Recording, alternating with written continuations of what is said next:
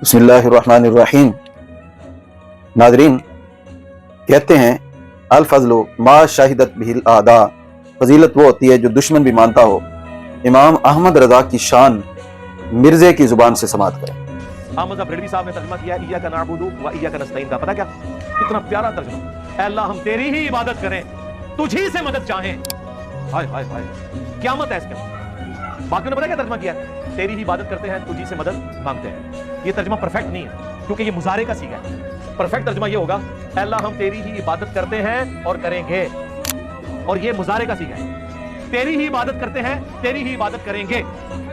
اب اس دونوں جملوں کو ایک جملے میں اعلیٰ حضرت نے کیا ترجمہ کیا؟ اے اللہ تیری ہی عبادت کریں، یعنی آج کریں تو تیری کریں، کل کریں تو تیری کریں، اور تیسری چیز کیا ایڈ کر دی؟ دعا بنا دیا۔ اور سورہ فاتحہ ہی دعا ہے۔ ملک سخن کی شاہی تجھ کو رضا مسلم، جس سمت آ گئے ہو سکے بٹھا دیے۔